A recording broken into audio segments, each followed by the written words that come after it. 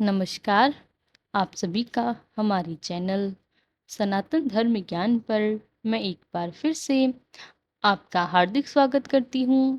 आशा करते हैं कि आप और आपके परिवारजन सभी स्वस्थ होंगे और बहुत ही अच्छे होंगे। जैसा कि आप सभी जानते हैं, हमारे चैनल आप सभी के लिए महाराज जी से संबंधित विशेषांकों एवं कथाओं का संस्करण लेकर आता है।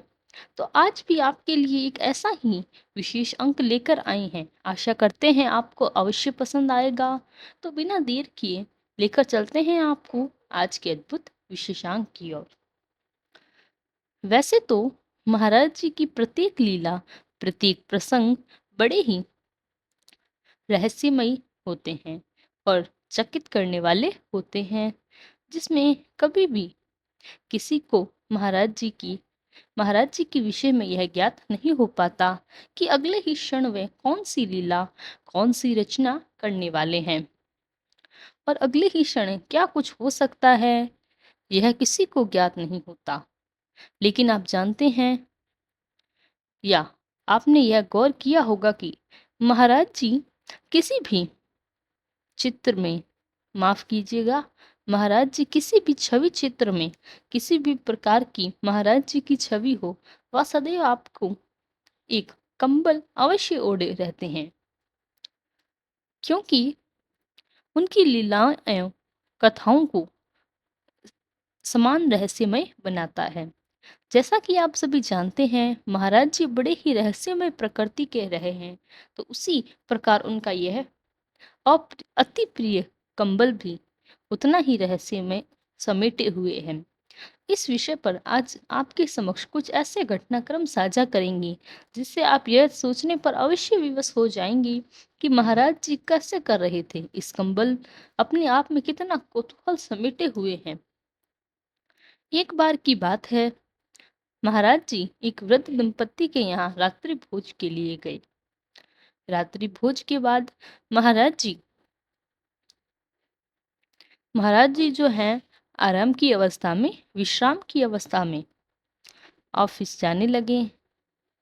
तो क्या होता है कि जो वृद्ध संपत्ति हैं, उनका एकमात्र पुत्र सेना में किसी महत्वपूर्ण मोर्चे के लिए गया हुआ था और काफी समय से अपने घर नहीं लौटा था।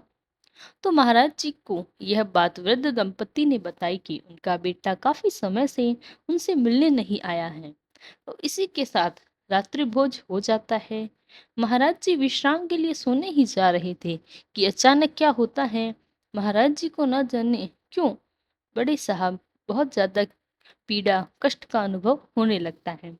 महाराज जी कराने लगते हैं बहुत ज्यादा भाषाएं। महाराज जी को महसूस हो रहा था, मैं तुझे वृद्ध दंपति थे, उन्हें उस समय कुछ समझ ही नहीं आ रहा क्या हो रहा है। महाराज जी की तबीयत अचानक कैसे बिगड़ रही है, क्योंकि वृद्ध दंपत्ति और शारीरिक रूप से तो वह राज्य के लिए, महाराज जी के लिए कुछ नहीं कर सकते, मानसिक रूप से बड़ी चिंता में थे। क्या हो रहा है। आज रात भर यही क्रम चलता रहा। महाराज जी जैसे ही करवट ले रहे थे, उधर करवट ले रहे थे, न जाने ऐसा क्यों हो रहा था। ऐसा सिलसिला कि चलता ही रहा। तो किसी प्रकार से किसी की सहायता जो थी वह फिर नहीं दे पा रहे थे। महाराज जी ठीक उसी प्रकार की सहायता नहीं मांगी।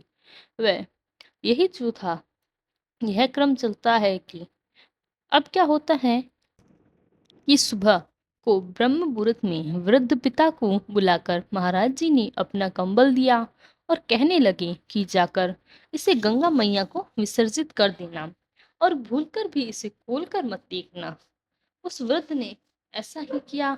रास्ते में जब वह उस भारी कंबल को लेकर जा रहा था, तो कंबल में मानो ऐसा प्रतीत हो रहा हो जैसे धातु के बड़े बड़े टुकड़े रखे हों, जैसे धातु के टकराने की आवाज आती हो, उसी प्रकार से उन्हें ऐसा अनुभव हुआ किस्म धातु के टुकड़े रखे हुए हैं जो कि आपस में टकराकर आवाज कर रहे थे। लेकिन महाराज जी की आज्ञा थी कि उस कंबल को खोलकर ना देखा जाए, इसलिए उसने बिना देखे ही कंबल प्रवाहित कर दिया। वृद्ध दंपति का कहना था कि उनका एकमात्र जो पुत्र है वह काफी समय से उनसे मिलने नहीं आया। अगली सुबह महाराज जी वृद्ध दंपत्ति से यह कह विदा कर लेते हैं कि तुम्हारा पुत्र जल्दी ही सकुशल लौट आएगा। ऐसा कहकर महाराज जी विदा लेते हैं। वृद्ध दंपत्ति को सहारा हो जाता है। महाराज जी ने कह दिया कि वाकई उनका पुत्र जल्दी आ जाएगा। कुछ समय बाद वृद्ध दंपत्ति का वह पुत्र लौट आया और अपने माता पिता को युद्ध का वृतांत सुनाते हुए कहता है कि इस बार उसकी जान बाल बाल बची। दुश्मनों की सेना ने उसे चारों ओर से घेर लिया था। तभी वहां पर न जाने कहां से एक लंबी कद काठी वाला वृद्ध व्यक्ति जिसने कंबल ओढ़ा था उसकी रक्षा हेतु आता है एवं न जाने कहां से उसे बचाकर वापस बाहर निकल जाता है। वह कहता है कि अगर वह कंबल वाला व्यक्ति सही समय पर न आता तो सारी गोलियां उसे लग जाती, उसकी जान बचना बड़ा ही मुश्किल हो जाता। ऐसा सुनकर वृद्ध दंपत्ति की आंखों में आंसू आ जाते हैं। उनका मन ही मन सारा रहस्य समझ आता है और उस रात महाराज जी को असहनीय महसूस हो रहा था। वृद्ध को जो पीड़ा थी वह समझ जाते हैं कि उस कंबल में धातु के टुकड़े क्या थे। ऐसा करके महाराज जी को मन ही मन धन्यवाद देते हैं। अपने पुत्र की जान बचाने पर बहुत ही खुशी का अनुभव करते हुए हैं।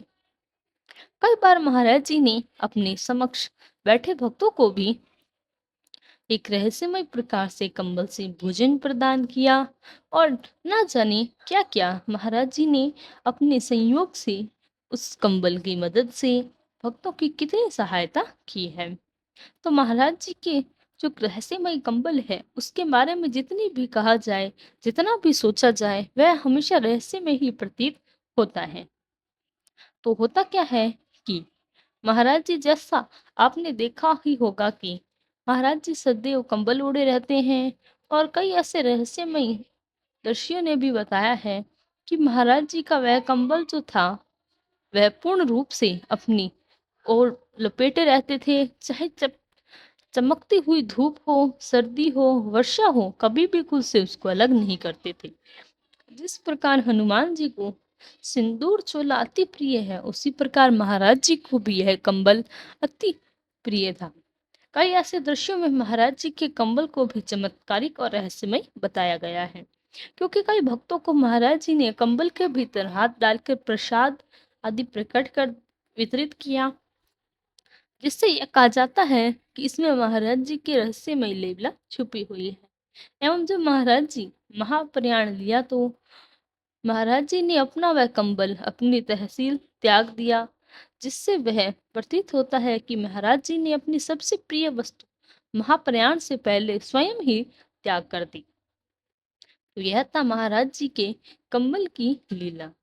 जो उनके महाप्रयाण कंबल के विषय में जानकारी थी वह आपके साथ साझा की गई। महाराज जी का यह रहस्यमय महाराज जी की इच्छा अनुसार सामान्य जन पूर्ण रूप से तो ज्ञात नहीं हो पाता, लेकिन महाराज जी के करीब वृत्तांतों से यह कुछ हद तक अवश्य कहा जा सकता है कि महाराज जी का उनके कंबल से बहुत गहरा संबंध अवश्य था।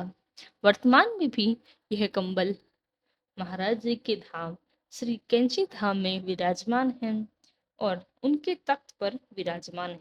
आज भी दर्शक उस कंबल को देखने के लिए जाते हैं और महाराज जी को अनुभव करते हैं। तो आज का विशेषांक यह था। आशा करते हैं आपको आज का विशेषांक महत्वपूर्ण जानकारी प्राप्त हुई होगी। अगर क्रमांक अच्छा लगा हो तो लाइक, कमेंट, शेयर करना ना भूलें। साथ ही साथ चैनल को सब्सक्राइब भी करें। यदि आपका कोई प्रश्न है तो हमें कमेंट बॉक्स में लिखकर अवश्य बताएं। हम उसका प्रत्युत्तर अवश्य रूप से देंगे। कल फिर मुलाकात होगी ऐसे ही एक अद्भुत क्रमांक के साथ। तब तक के लिए धन्यवाद।